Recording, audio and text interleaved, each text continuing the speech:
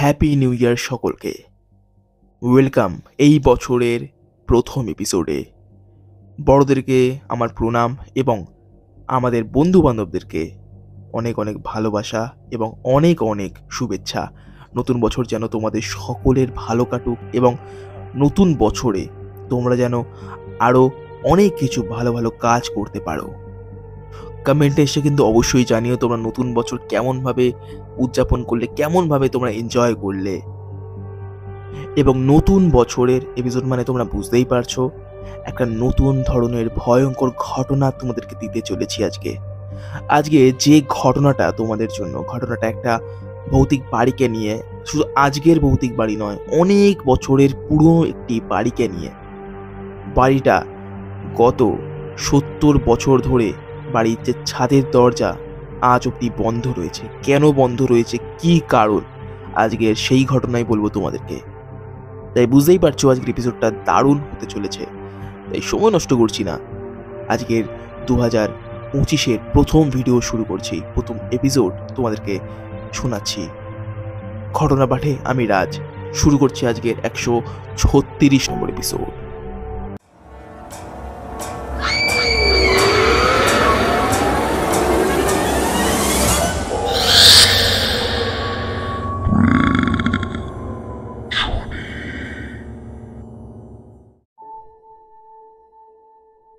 ঘটনা পাঠিয়েছে পিয়াসী মণ্ডল। নমস্কার রাজদা, হ্যাপি নিউ ইয়ার। আমার নাম পিয়াসী মণ্ডল। বেহালার জেমস লং সরণি থেকে ঘটনাটি লিখছি। প্রেজনী পরিবারের সকলকে জানাই নতুন বছরের অনেক ভালোবাসা ও শুভেচ্ছা। নতুন বছর যেন সকলের ভীষণ ভালো কাটে। আজকের যে ঘটনাটা তোমাদেরকে বলতে চলেছি, ঘটনাটা আমাদের দেশের বাড়ির সব থেকে মর্মান্তিক এবং ভয়ঙ্করতম একটি ঘটনা। গত 80 বছর ধরে আমাদের দেশের বাড়ির ছাদের দরজা যে কেন বন্ধ এবং কেন আজ অবধি দরজা খুলে ছাদে যাওয়ার কারো সাহস হয়ে ওঠে না, এটা তারই ঘটনা। তবে ঘটনাটা তোমাদেরকে খুলে বলা যাক। এই ঘটনাটা আমি জানতে পারি যখন আমার বয়স প্রায় 18-র কাছাকাছি। আমাদের দেশের বাড়ি 4 তলা এবং একটু পুরনো ধাঁচে তৈরি। একটা সময় এই বাড়িতে দাদুরা প্রায় 21 জন মিলে থাকতেন। তবে সেই সব এখন প্রায় অতীত। এখন এত বড় বাড়িতে শুধুমাত্র আমার দাদু ও দাদুর 3 ভাই ছাড়া আর কেউ থাকেন না। বাড়ির বেশিরভাগ অংশটাই প্রায় ফাঁকা পড়ে থাকে। এবং ফাঁকা পড়ে থাকার কারণ এই নয় যে বড় হওয়ার পর সবাই যে যার মতন শহরে চলে গেছে, এর কারণ অন্য। ছোট থেকে যতবার আমি দেশের বাড়িতে গিয়েছিলাম, এখানে বলে রাখি আমার দেশের বাড়ি সন্তোষপুর আকড়া ও বাটানগরের প্রায় মাঝামাঝি একটি অঞ্চলে। সম্পূর্ণ ঠিকানাটাই বলতে পারলাম না কিছু ব্যক্তিগত কারণের জন্য। যাই হোক, ছেলেবেলা থেকে আমি যতবার দেশের বাড়িতে গিয়েছিলাম ততবারই দেখতাম আমার দাদু বলতো, মানা, এই বাড়ির তুমি যেখানে ইচ্ছা যাও, কোনো অসুবিধা নেই। তবে ওই 4 তলার কিন্তু উপরে যাবে না, অর্থাৎ ছাদের দরজায় কিন্তু হাতও দেবে না, আর ছাদেও কিন্তু কোনোদিন যেও না। ছেলেবেলা থেকে আমার মনে এই নিয়ে অনেক প্রশ্ন জেগেছিল। তবে এর উত্তর পেয়েছিলাম 18 বছর বয়স হওয়ার পর। বাবা মা কাকু কাকিমা সবাইকে জিজ্ঞাসা করেছিলাম, কিন্তু কেউ এর কোনো উত্তর দেয়নি আমায়। আমি একটু বড় হতে প্রচণ্ড জেদ ধরি আমি। তখন আমার দাদু আমাকে যে ঘটনাটা বলল, ঘটনাটা শুনে সত্যি এক কথায় তারপর থেকে ওই বাড়িতে যাওয়ার পর কেমন যেন আমার গা ভারী হয়ে আসতো। দাদু ঠিক যেমন ঘটনা আমাকে বলেছিল আমিও ঠিক তেমনই বলার চেষ্টা করলাম। দাদু বলেছিল, আমার দাদুর বয়স যখন 6 বছর, এটা তখনকার ঘটনা। এই বাড়ি তখন সবে তৈরি হয়েছে। তবে বলে না, লোকের ভালো লোক সহ্য করতে পারে না, দাদুদের সঙ্গেও ঠিক তাই হলো। দাদুর পিসির সাথে শুরু হলো কিছু অদ্ভুত ঘটনা। একদিন দাদুর বোন বিকেলের দিকে খেলার জন্য ছাদে উঠেছিল। ঠিক সেই সময় প্রচণ্ড চিৎকার করে ওঠে। বাড়ির বড়রা ছাদে উঠে দেখে দাদুর পিসি ছাদের ওপরে মাথা ঘুরে পড়ে আছে।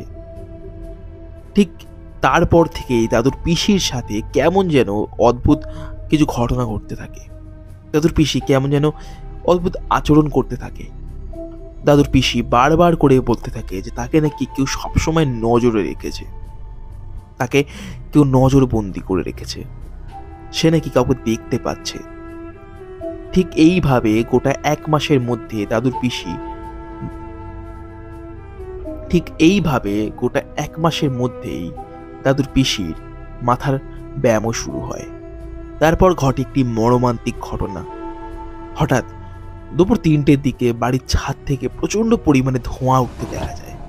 সবাই মিলে তাড়াহুড়ো করে ছাদে গিয়ে দেখে দাদুর পিসি দাও দাও করে আগুনে পুড়ছে।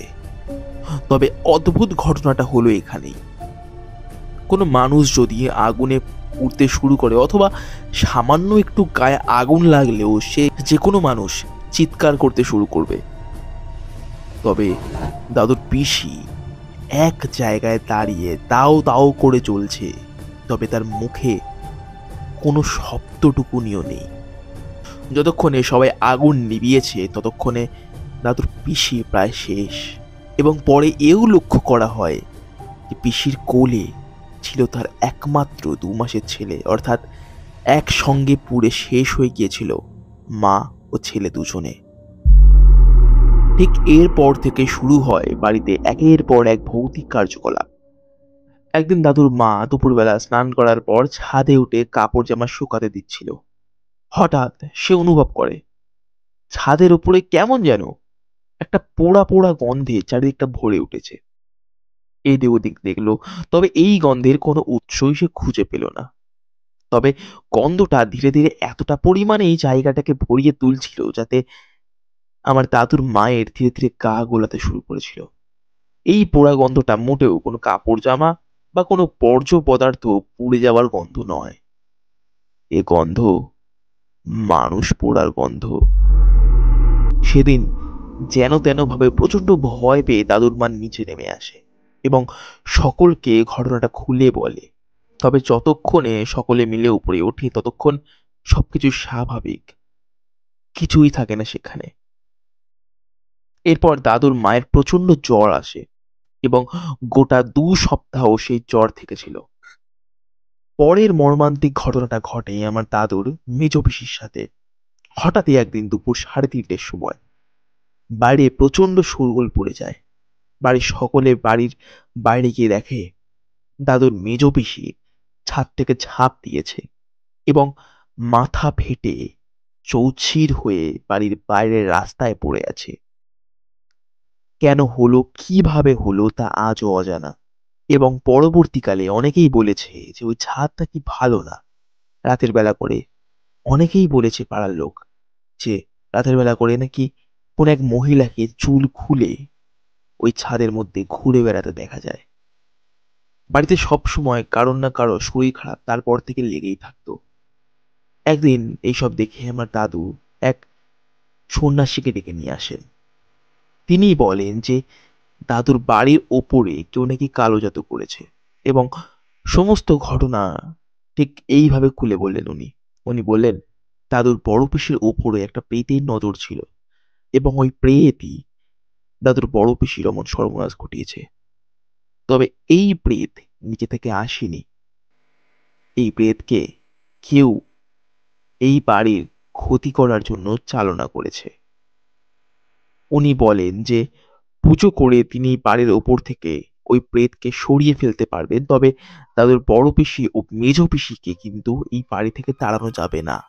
কারণ দাদুর বড় পিসি ও মেজ পিসি দুজনই অপঘাতে মৃত্যু হয়েছে এবং দুজনকেই এমন সময় মারা হয়েছে যাতে তারা প্রচন্ড খারাপ একটি দোষ পায়, যার কারণে তাদের সময় সীমার থেকেও অধিক সময় তাদেরকে ইহজগতে কাটাতে হবে, তবে মানুষ রূপে নয়, অতৃপ্ত আত্মা রূপে। তবে ওরা ওই ছাদেই থাকবে, ওরা যাতে আমাদের কোনো ক্ষতি না করতে পারে তেমনই ব্যবস্থা ওই পুরোহিত মশাই করে দেবেন। পরে অনেক বড় করে হোমযজ্ঞ হয় এবং মা রক্ষাকালীর পূজা করা হয়, এবং ওই পূজার দিনেই ওই ছাদের দরজা চিরকালের মতন বন্ধ করে দেওয়া হয়। কত বছর পেরিয়ে গেছে এই ঘটনাটা, সত্যিই আমার কাছে কোনো হিসাব নেই। তবে আজ আজ অবধি ওই বাড়ির ছাদের দরজা এখনো খোলা হয়নি। এখনো অবধি পাড়ার লোকে অনেকে বলে যে মাঝরাতের দিকে ওই ছাদের দিকে তাকালে তাদের নাকি গা ছমছম করে ওঠে। আজও নাকি অনেকে বলে ওই ছাদে নাকি চুল খোলা কোনো মহিলাকে তারা হাঁটতে দেখে।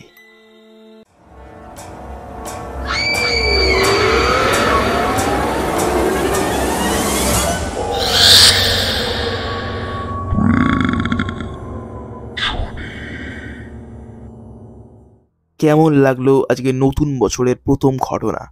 আশা করছি তোমাদের প্রথম ঘটনাটি ভালো লেগেছে, এবং ভালো লাগলে কিন্তু অবশ্যই একটি লাইক এবং সাবস্ক্রাইব করতে কিন্তু কেউ ভুলো না, এবং শেয়ার করে দিও তোমার বন্ধু বান্ধব ও প্রিয়জনদের সঙ্গে। এবং পাটা অথবা আকড়া, সন্তোষপুর এই সব দিক থেকে যারা দেখছো অবশ্যই কিন্তু কমেন্ট করে জানিও তোমাদের ঘটনাটা কেমন লাগলো। আর তোমরাও আমাদেরকে কীভাবে ঘটনা পাঠাবে না, আমাদের ডেসক্রিপশন বক্সে দেওয়া ইমেল আইডি অথবা ফেসবুক আইডিতে তোমরা তোমাদের ঘটনা লিখে অথবা রেকর্ডিং করে কিন্তু আমাদেরকে পাঠাতে পারো। আমাদের ইমেল আইডি prejjoni49@gmail.com। নতুন বছর সকলের ভালো কাটুক, সকলে দারুণভাবে এনজয় করো নতুন বছর। আমি ফিরছি আগামী বৃহস্পতিবার ঠিক রাত 11টায়। আজকের জন্য সকলকে শুভরাত্রি।